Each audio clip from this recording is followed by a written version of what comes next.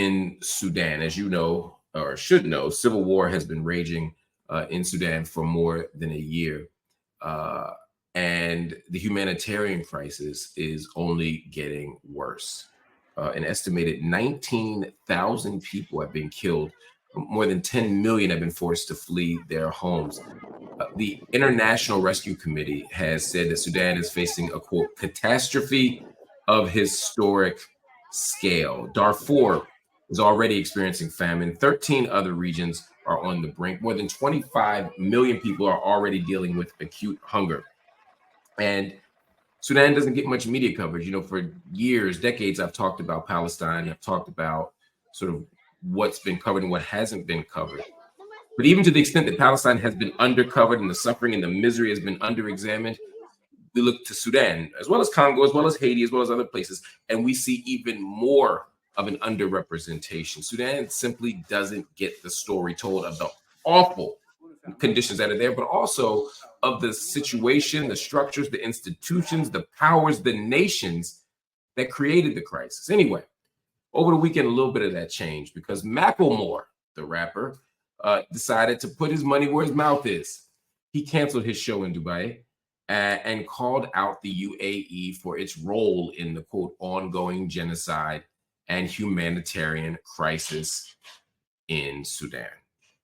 On Saturday, Macklemore took to Instagram and he posted this. He said, "I know that this will probably jeopardize my future shows in the area, and I truly hate letting any of my fans down. I was really excited too.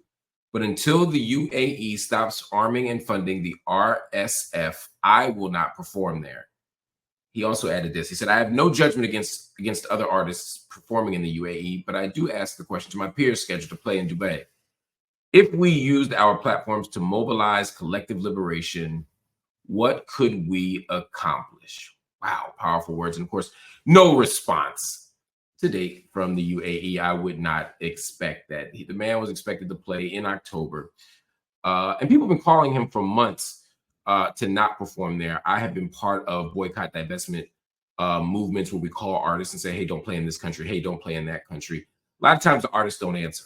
A lot of times the artists ignore you. A lot of times the artists even get agitated. They get defensive. But this time, Macklemore, listen, Macklemore also made a song after what happened in Gaza intensified. I believe it was right after the invasion of Rafah, but he's been speaking out on Gaza. He's been speaking out now on Sudan. He's been speaking out consistently everywhere. And it is necessary because a lot of people don't even know the issue.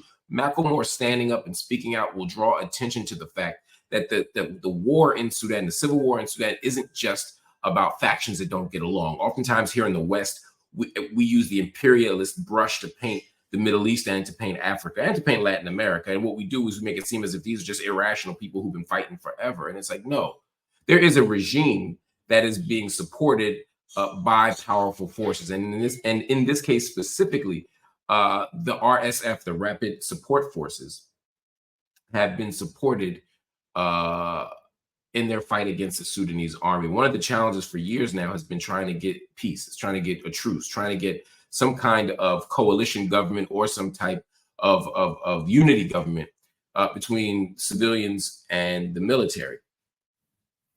But we've seen that not happen.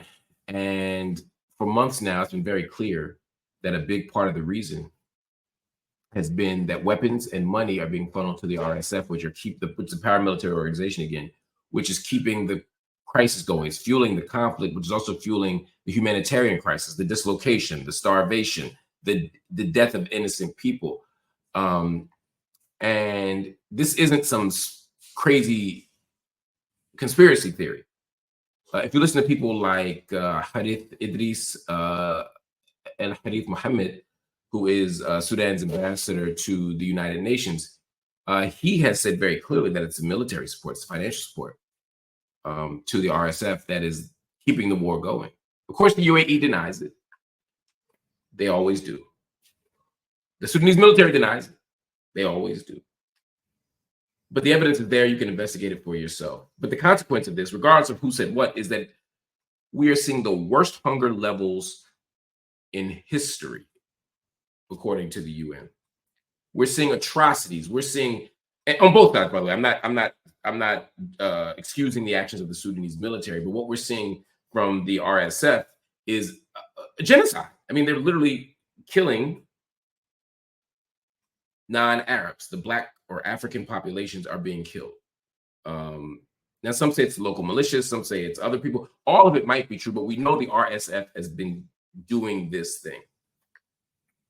Anyway, all of that said, we can go. We'll do. I'm going to bring a Sudanese expert, a Sudan expert, on to the show in the next day or two to really break down what's going on. But at the end of the day, Macklemore stood up. Macklemore told the truth. Macklemore took a courageous stand. Macklemore took a courageous stand when there was something at stake.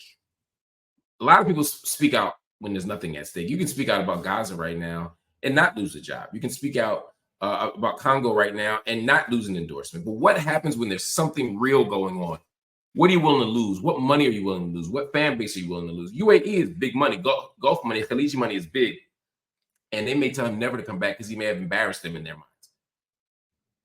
But he's willing to pay the price. So shout out to Macklemore for walking the walk, talking the talk, doing the work that needs to be done, making the sacrifice, not taking a moral high horse, not looking down on others, but definitely setting out a path that all of us should follow.